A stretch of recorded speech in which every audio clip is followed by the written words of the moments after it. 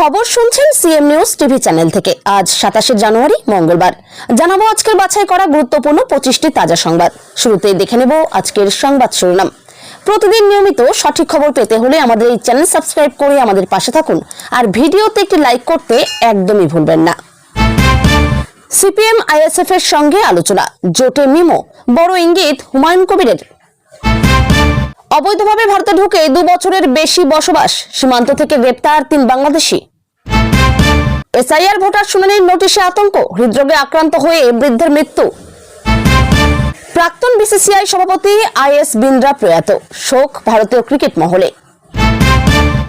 2026 বিধানসভা ভোট, কলকাতায় বিজেপির সভামঞ্চে আগুন, তৃণমূলকে আক্রমণ শুভেন্দুর।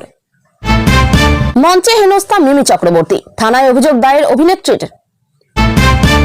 অহেতুক মাথা ঘামানো বন্ধ করুন, সেলিমকে তোপ কংগ্রেসের, জোটে অনিশ্চয়তা। বিজেপির ইস্তেহার কমিটির চেয়ারম্যান তাপস রায়, প্রশ্ন তুলল তৃণমূল।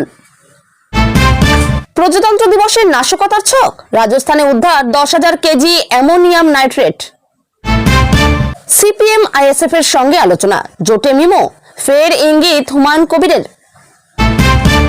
এসআইআর শুনানি নিয়ে সুপ্রিম কোর্টে জট, 1.5 কোটির কাছে নোটিশ পাঠানোর প্রস্তুতি। দিদি ইডিকে হারিয়েছেন, কলকাতায় এসে বিজেপিকে খোঁচা অখিলেশের। হাসিনা সরকার উৎখাতে আন্দোলনকারীদের অপরাধ মাফ, বাংলাদেশে অধ্যাদেশ জারি। এসআইআর শুনানির নোটিশে আতঙ্কে বৃদ্ধের মৃত্যু, ফের চাঞ্চল্য।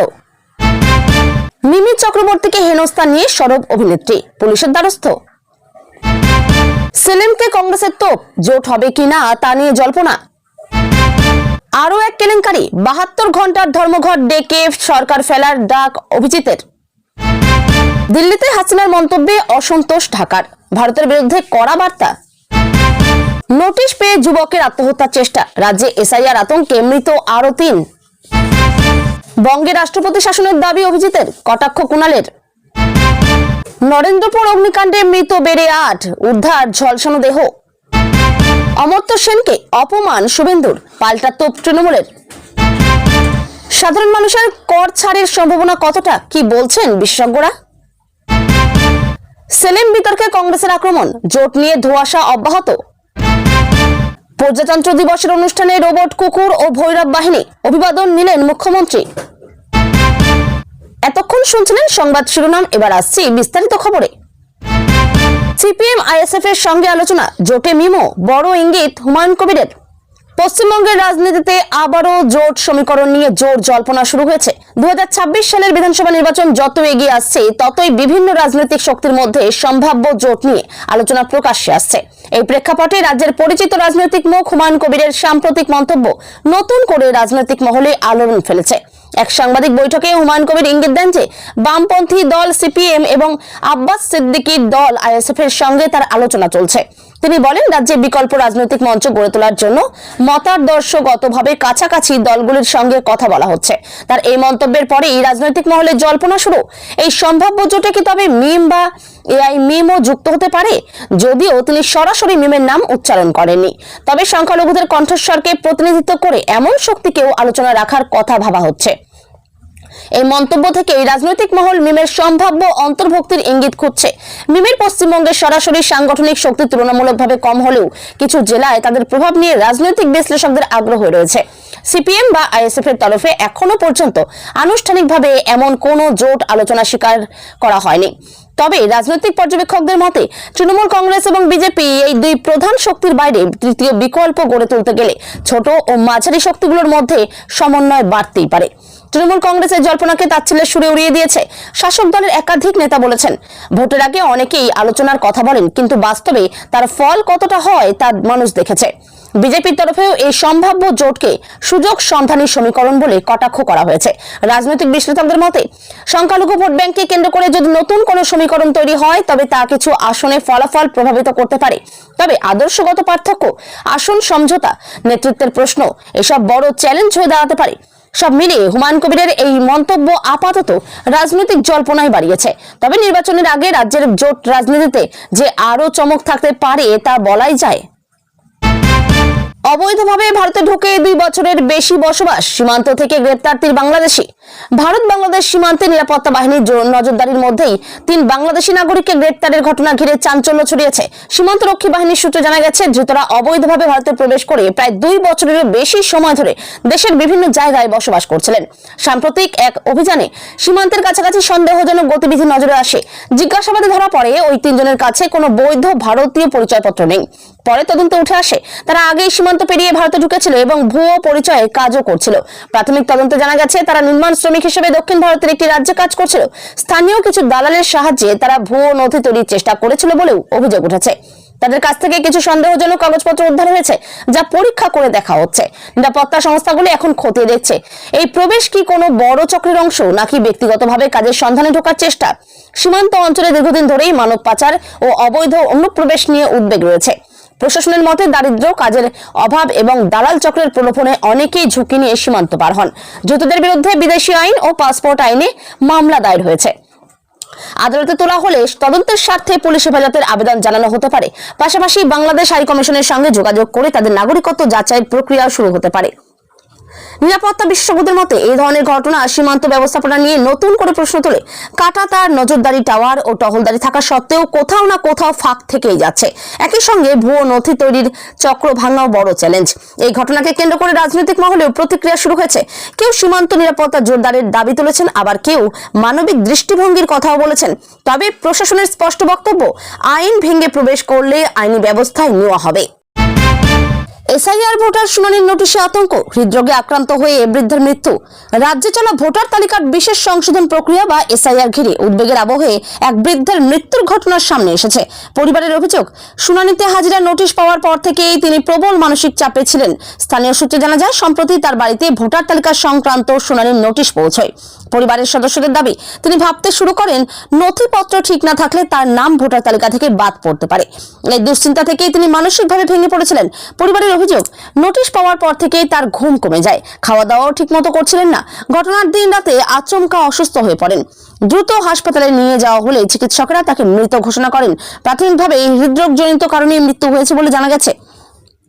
এই ঘটনায় এলাকায় চাঞ্চল্য ছড়ায়। প্রতিবেশীদের একাংশের দাবি, অনেকেই এসআইআর নোটিশ পেয়ে বিভ্রান্ত ও আতঙ্কিত। কি নথি লাগবে, কোথায় যেতে হবে, নাম বাদ পড়বে কিনা, এই অনিশ্চয়তা থেকেই উদ্বেগ বাড়ছে। নির্বাচন কমিশনের তরফে অবশ্য জানানো হয়েছে, এসআইআর একটি নিয়মিত প্রশাসনিক প্রক্রিয়া, যার উদ্দেশ্য ভোটার তালিকা হালনাগাদ ও নির্ভুল করা। কমিশনের দাবি, কারো আতঙ্কিত হওয়ার কারণ নেই, প্রয়োজনের সহায়তা কেন্দ্রেও যোগাযোগ করা যায়। তবে বিরোধী রাজনৈতিক দলগুলি এই ঘটনাকে সামনে এনে অভিযোগ করেছে, যথেষ্ট সচেতনতা ছাড়া নোটিশ পাঠানোয় সাধারণ মানুষ অকারণে মানসিক চাপে পড়ছেন। তারা প্রক্রিয়াটি আরো মানবিক ও সহজ করার দাবি তুলেছে। চিকিৎসকদের মতে, বয়স্ক মানুষের ক্ষেত্রে অতিরিক্ত দুশ্চিন্তা ও মানসিক চাপ হৃদরোগের ঝুঁকি বাড়িয়ে দিতে পারে। তাই প্রশাসনিক প্রক্রিয়ার পাশাপাশি মানসিক আশ্বাস দেওয়াও জরুরি। ঘটনাটি এসআইআর প্রক্রিয়া নিয়ে রাজ্য জুড়ে চলা বিতর্ককে আরো তীব্র করে তুলেছে। প্রশাসন ও নির্বাচন কমিশন কিভাবে এই উদ্বেগ কমাবে, এখন সেদিকেই নজর সবার। এসআইআর শুনানি নিয়ে সুপ্রিম কোর্টে জট, 1.5 কোটির কাছে নোটিশ পাঠানোর প্রস্তুতি। পশ্চিমবঙ্গে ভোটার তালিকার বিশেষ সংশোধন প্রক্রিয়া বা এসআইআর ঘিরে আইনি জটিলতা আরো বেড়েছে। এই প্রক্রিয়া নিয়ে একাধিক আপত্তি ও অভিযোগের প্রেক্ষিতে বিষয়টি সুপ্রিম কোর্টে পৌঁছেছে। একই সময় নির্বাচন কমিশন সূত্রে জানা যাচ্ছে, রাজ্যে প্রায় 1.5 কোটির কাছাকাছি ভোটারের কাছে শুনানির নোটিশ পাঠানোর প্রস্তুতি চলছে। এসআইআর মূলত ভোটার তালিকাকে হালনাগাদ ও নির্ভুল করার জন্য পরিচালিত একটি প্রশাসনিক প্রক্রিয়া। যেসব ক্ষেত্রে তথ্য অসম্পূর্ণ, ঠিকানায় অসঙ্গতি বা নথিপত্র নিয়ে সন্দেহ রয়েছে, সেসব ভোটারদের নোটিশ পাঠিয়ে শুনানিতে ডাকা হয়। কমিশনের বক্তব্য, এটি একটি নিয়মিত সাংবিধানিক দায়িত্ব। তবে বিরোধী রাজনৈতিক দলগুলির অভিযোগ, এত বিপুল সংখ্যক মানুষকে একসঙ্গে নোটিশ পাঠানো হলে সাধারণ মানুষের মধ্যে বিভ্রান্তি ও আতঙ্ক তৈরি হতে পারে। তাদের দাবি, অনেক প্রবীণ ও দরিদ্র মানুষ প্রয়োজনীয় নথি জোগাড় করতে হিমশিম খাচ্ছেন। এই পরিস্থিতিতে কয়েকটি নাগরিক সংগঠন ও রাজনৈতিক প্রতিনিধিরা সুপ্রিম কোর্টে আবেদন করেন, যাতে প্রক্রিয়ার স্বচ্ছতা, সময়সীমা এবং মানবিক দিক বিবেচনা করার নির্দেশ দেওয়া হয়। আদালত প্রাথমিকভাবে নির্বাচন কমিশনের বক্তব্য জানতে চেয়েছে বলে জানা গেছে। নির্বাচন কমিশন জানিয়েছে, কারো নাম স্বয়ংক্রিয়ভাবে বাদ দেওয়া হচ্ছে না। প্রত্যেককে নিজের বক্তব্য জানানোর সুযোগ দেওয়া হবে। পাশাপাশি সহায়তা কেন্দ্র খোলা এবং সচেতনতা বাড়ানোর কথা বলা হয়েছে। রাজনৈতিক বিশ্লেষকদের মতে, নির্বাচন সামনে থাকায় এই প্রক্রিয়া রাজনৈতিক বিতর্কের কেন্দ্রে চলে এসেছে। আদালতের পর্যবেক্ষণ এখন এই প্রক্রিয়ার ভবিষ্যৎ গতিপথ নির্ধারণে গুরুত্বপূর্ণ ভূমিকা নিতে পারে। দিদি ইডিকে হারিয়েছেন, কলকাতায় এসে বিজেপিকে খোঁচা অখিলেশের। কলকাতায় একটি রাজনৈতিক কর্মসূচিতে যোগ দিতে এসে সমাজবাদী পার্টির নেতা অখিলেশ যাদব কেন্দ্র ও বিজেপিকে কটাক্ষ করে বলেন, দিদি ইডিকে হারিয়েছেন। তার এই মন্তব্য ঘিরে রাজনৈতিক মহলে নতুন করে তর্ক শুরু হয়েছে। অখিলেশের বক্তব্য ছিল মূলত কেন্দ্রীয় তদন্তকারী সংস্থাগুলির ব্যবহার নিয়ে। তিনি বলেন, বিরোধী শাসিত রাজ্যগুলিতে কেন্দ্রীয় সংস্থার সক্রিয়তা বাড়লেও অনেক ক্ষেত্রেই আইনি লড়াইয়ে রাজ্য সরকারগুলি নিজেদের অবস্থান প্রতিষ্ঠা করেছে। তিনি সরাসরি নাম না করলেও ইঙ্গিত দেন যে রাজনৈতিক চাপ তৈরির হাতিয়ার হিসেবে সংস্থাগুলিকে ব্যবহার করা হচ্ছে। এমন অভিযোগ বিরোধী শিবিরে দীর্ঘদিন ধরেই রয়েছে। গণতন্ত্রের রাজনৈতিক লড়াই ভোটে হওয়া উচিত, তদন্ত সংস্থার মাধ্যমে নয়, বলেন তিনি। বিজেপির তরফে পাল্টা বলা হয়েছে, তদন্ত সংস্থাগুলি আইন মেনেই কাজ করে এবং দুর্নীতির অভিযোগ থাকলে তদন্ত হবেই। তৃণমূল কংগ্রেসের নেতারা অবশ্য অখিলেশের বক্তব্যকে স্বাগত জানিয়ে বলেছেন, এটি বিরোধী ঐক্যের প্রতিফলন। বিশ্লেষকদের মতে এই মন্তব্যের মধ্যে শুধু কটাক্ষ নয়, বরং 2026 সালের আগে বিরোধী দলগুলির মধ্যে বোঝাপড়া জোরদারের ইঙ্গিতও থাকতে পারে। হাসিনা সরকার উৎখাতে আন্দোলনকারীদের অপরাধ মাফ, বাংলাদেশে অধ্যাদেশ জারি। বাংলাদেশে সাম্প্রতিক রাজনৈতিক অস্থিরতার আবহে একটি গুরুত্বপূর্ণ অধ্যাদেশ জারি হয়েছে, যেখানে সরকার বিরোধী আন্দোলনে যুক্ত কিছু ব্যক্তির বিরুদ্ধে থাকা নির্দিষ্ট অভিযোগ মাফ করার কথা বলা হয়েছে। এই সিদ্ধান্ত ঘিরে দেশে রাজনৈতিক বিতর্ক তীব্র হয়েছে। সরকারের তরফে বলা হয়েছে, এটি জাতীয় পুনর্মিলন ও স্থিতিশীলতা ফেরানোর লক্ষ্যে নেওয়া পদক্ষেপ। আন্দোলনের সময় গ্রেপ্তার হওয়া বহু তরুণ ও সাধারণ মানুষের বিরুদ্ধে মামলা প্রত্যাহারের মাধ্যমে উত্তেজনা কমানোর উদ্দেশ্য। তবে বিরোধী দলগুলির অভিযোগ, এই সিদ্ধান্ত বাছাই করে নেওয়া হয়েছে এবং সব পক্ষ সমান সুবিধা পাচ্ছে না। কেউ কেউ আশঙ্কা করছেন, এর ফলে ভবিষ্যতে রাজনৈতিক আন্দোলনে সহিংসতার প্রবণতা বাড়তে পারে। আইন বিশেষজ্ঞদের মতে, অধ্যাদেশ জারি করে ফৌজদারি মামলায় হস্তক্ষেপ একটি বড় পদক্ষেপ, যার দীর্ঘমেয়াদী প্রভাব বিচার ব্যবস্থার উপরেও পড়তে পারে। আন্তর্জাতিক মহলেও বিষয়টি নজরে এসেছে, কারণ বাংলাদেশ দীর্ঘদিন ধরেই রাজনৈতিক অস্থিরতা ও নির্বাচনী পরিবেশ নিয়ে আলোচনায় রয়েছে। এসআইআর শুনানির নোটিশে আতঙ্কে বৃদ্ধের মৃত্যু, ফের চাঞ্চল্য। ভোটার তালিকা সংশোধন সংক্রান্ত এসআইআর নোটিশ পাওয়ার পর মানসিক চাপে এক প্রবীণের মৃত্যুর অভিযোগে ফের বিতর্ক দানা বেঁধেছে। পরিবারের দাবি, শুনানিতে হাজিরা দেওয়ার চিন্তায় তিনি ভীষণ দুশ্চিন্তায় ছিলেন। স্থানীয়দের বক্তব্য, নোটিশ পাওয়ার পর থেকেই তিনি উদ্বিগ্ন হয়ে পড়েন। প্রয়োজনীয় কাগজপত্র জোগাড় করা নিয়ে বারবার দুশ্চিন্তা করছিলেন। পরে অসুস্থ হয়ে পড়লে হাসপাতালে নিয়ে যাওয়া হয়, যেখানে তার মৃত্যু হয়। চিকিৎসকদের প্রাথমিক মত, হৃদরোগজনিত কারণেই মৃত্যু। তবে পরিবার ও প্রতিবেশীদের একাংশের দাবি, মানসিক চাপই বড় কারণ। নির্বাচন কমিশন জানিয়েছে, এসআইআর একটি নিয়মিত প্রশাসনিক কাজ এবং কারো আতঙ্কিত হওয়ার দরকার নেই। সহায়তা কেন্দ্রের মাধ্যমে সাহায্য নেওয়ার পরামর্শ দেওয়া হয়েছে। এই ঘটনার পর আবারও প্রক্রিয়াটি আরও সংবেদনশীলভাবে পরিচালনার দাবি উঠেছে। মিমি চক্রবর্তীকে হেনস্থা নিয়ে সরব অভিনেত্রী। পুলিশের দ্বারস্থ একটি সাংস্কৃতিক অনুষ্ঠানে অংশ নিতে গিয়ে অভিনেত্রী ও সাংসদ মিমি চক্রবর্তীর হেনস্থার অভিযোগ ঘিরে চাঞ্চল্য ছড়িয়েছে। ঘটনাটি প্রকাশ্যে আসার পর তিনি পুলিশের কাছে অভিযোগ দায়ের করেছেন। অভিযোগ, মঞ্চে ওঠানামার সময় ভিড়ের মধ্যে ধাক্কাধাক্কি ও অশোভন আচরণ করা হয়। নিরাপত্তা যথেষ্ট ছিল না বলেও অভিযোগ উঠেছে। ঘটনায় তিনি মানসিকভাবে আঘাত পেয়েছেন বলে ঘনিষ্ঠ মহল সূত্রে জানা গেছে। পুলিশ জানিয়েছে, অভিযোগের ভিত্তিতে তদন্ত শুরু হয়েছে এবং অনুষ্ঠানের সিসিটিভি ফুটেজ খতিয়ে দেখা হচ্ছে। আয়োজকদের সঙ্গে কথা বলা হচ্ছে।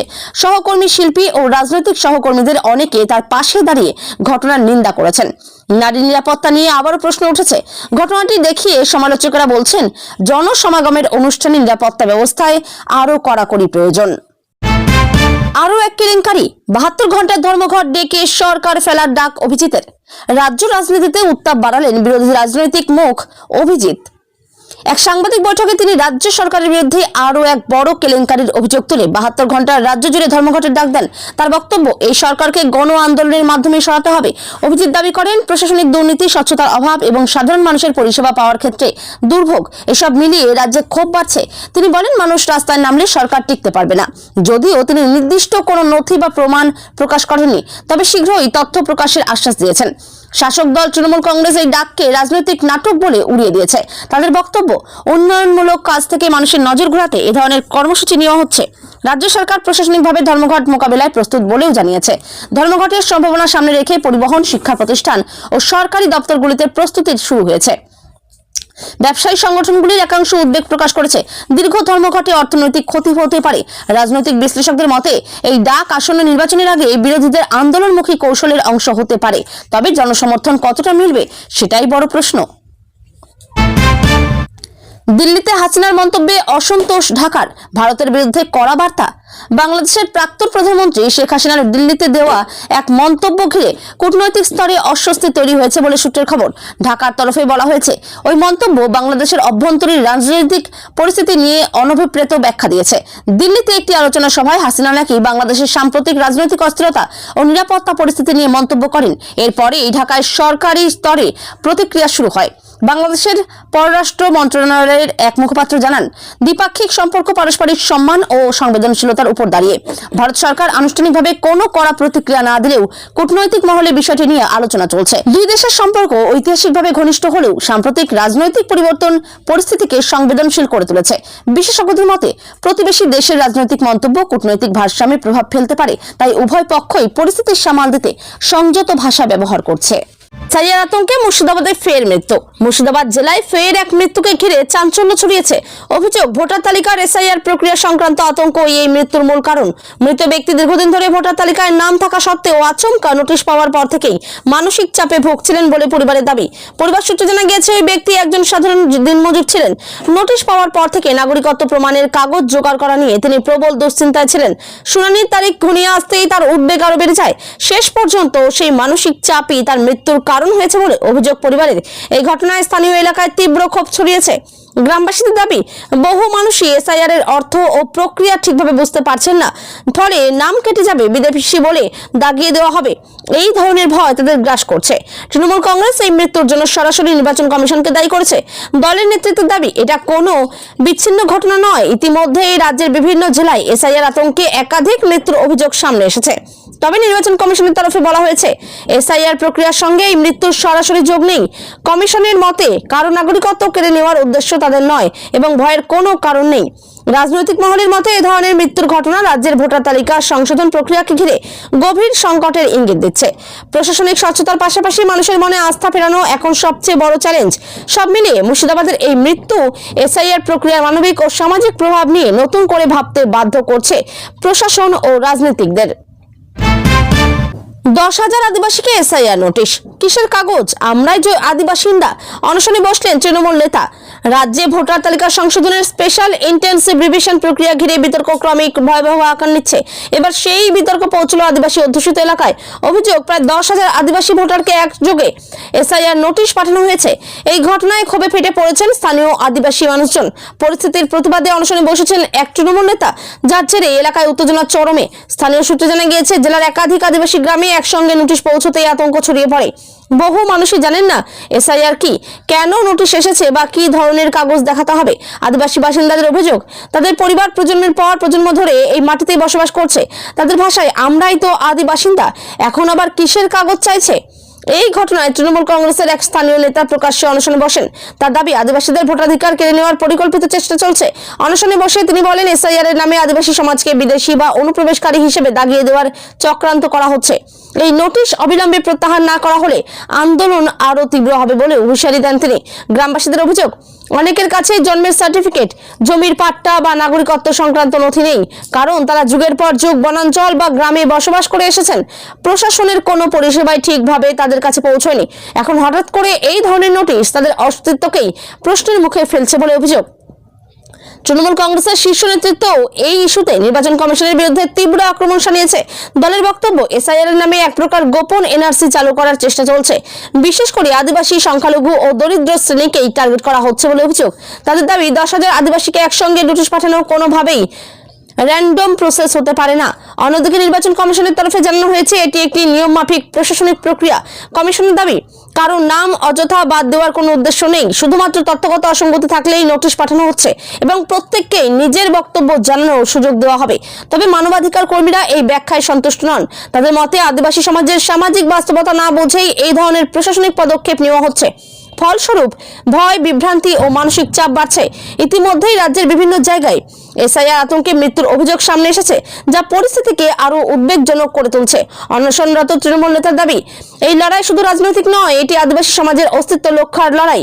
তিনি বলেন, যদি আজ আমরা চুপ থাকি, কাল হাজার হাজার আদিবাসীর নাম ভোটার তালিকা থেকে মুছে যাবে।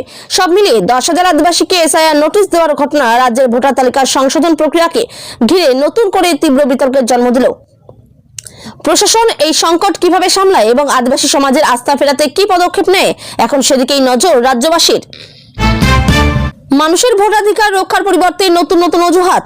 এসিআই বিজেপি আতাত নিয়ে তুলোধনা মমতার ভোটার তালিকার স্পেশাল ইন্টেনসিভ রিভিশন প্রক্রিয়া ঘিরে নির্বাচন কমিশন ও কেন্দ্রীয় সরকারের বিরুদ্ধে ফের তীব্র আক্রমণ সানলেন মুখ্যমন্ত্রী মমতা বন্দ্যোপাধ্যায়। তার অভিযোগ, মানুষের ভোটাধিকার রক্ষার সাংবিধানিক দায়িত্ব ভুলে গিয়ে নির্বাচন কমিশন একের পর এক নতুন অজুহাত খাড়া করছে। মমতার দাবি, এই পুরো প্রক্রিয়ার পিছনে বিজেপি ও নির্বাচন কমিশনের আতাত স্পষ্ট হয়ে উঠছে। এক রাজনৈতিক সভা থেকে মুখ্যমন্ত্রী বলেন, ভোটার তালিকা সংশোধনের নামে সাধারণ মানুষকে ভয় দেখানো হচ্ছে, বিশেষ করে গরিব, সংখ্যালঘু, আদিবাসী ও প্রান্তিক মানুষদের নিশানা করা হচ্ছে বলে অভিযোগ তার। মমতার কথায়, যারা বছরের পর বছর ভোট দিয়ে আসছেন, হঠাৎ তাদের নাগরিকত্ব নিয়ে প্রশ্ন তোলা হচ্ছে। এটাই কি গণতন্ত্র? মুখ্যমন্ত্রী আরো দাবি করেন, এসআইআর প্রক্রিয়ার মাধ্যমে কার্যত এক ধরনের ছদ্ম এনআরসি চালু করার চেষ্টা চলছে। তার অভিযোগ, বিজেপি রাজ্যে রাজনৈতিকভাবে হারতে বুঝে প্রশাসনিক কৌশলের মাধ্যমে ভোটার তালিকা থেকে নাম বাদ দেওয়ার ছক কষছে।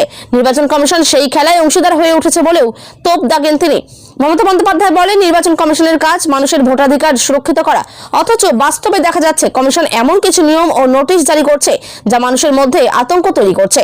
তিনি প্রশ্ন তোলেন, 2002 সাল থেকে যারা ভোট দিচ্ছেন তাদের আবার কিসের প্রমাণ দিতে হবে? এই মন্তব্যের পর রাজনৈতিক মহলে তীব্র প্রতিক্রিয়া শুরু হয়। তৃণমূল কংগ্রেসের নেতারা একযোগে নির্বাচন কমিশনের ভূমিকার সমালোচনা করেন। তাদের বক্তব্য, রাজ্যের একাধিক জেলায় এসআইআর আতঙ্কে মানুষের মৃত্যু পর্যন্ত হয়েছে, যা অত্যন্ত উদ্বেগজনক। সেই পরিস্থিতিতে কমিশনের উচিত ছিল প্রক্রিয়া স্থগিত রেখে পুনর্বিবেচনা করা। অন্যদিকে বিজেপি এই অভিযোগ সম্পূর্ণভাবে খারিজ করেছে। বিজেপির দাবি, ভোটার অধিকার শুদ্ধ করার প্রক্রিয়াকে রাজনৈতিক রং দেওয়ার চেষ্টা করছে তৃণমূল। তাদের বক্তব্য, প্রকৃত ভারতীয় নাগরিকদের ভয় পাওয়ার কোনো কারণ নেই, বরং ভুয়ো ভোটারদের বাদ দেওয়াই এই প্রক্রিয়ার উদ্দেশ্য। নির্বাচন কমিশনের তরফেও বারবার বলা হয়েছে, তারা সম্পূর্ণ নিরপেক্ষভাবে কাজ করছে। কমিশনের দাবি, কোনো দলের স্বার্থে নয়, বরং সংবিধান মেনেই ভোটার তালিকার সংশোধনের কাজ করা হচ্ছে। তবে রাজনৈতিক বিশ্লেষকদের মতে, মুখ্যমন্ত্রীর এই আক্রমণ নিছক রাজনৈতিক বক্তব্যের মধ্যে সীমাবদ্ধ নয়। এর মাধ্যমে তিনি রাজ্যের সাধারণ মানুষের উদ্বেগ ও আশঙ্কাকেই তুলে ধরতে চাইছেন। ভোটের মুখে এই ইস্যু যে রাজ্যের রাজনীতিতে বড় প্রভাব ফেলবে তা বলাই বাহুল্য। সব মিলিয়ে এসআইআর ঘিরে নির্বাচন কমিশন ও বিজেপির বিরুদ্ধে মুখ্যমন্ত্রীর এই তুলোধনা রাজ্যের রাজনৈতিক উত্তাপ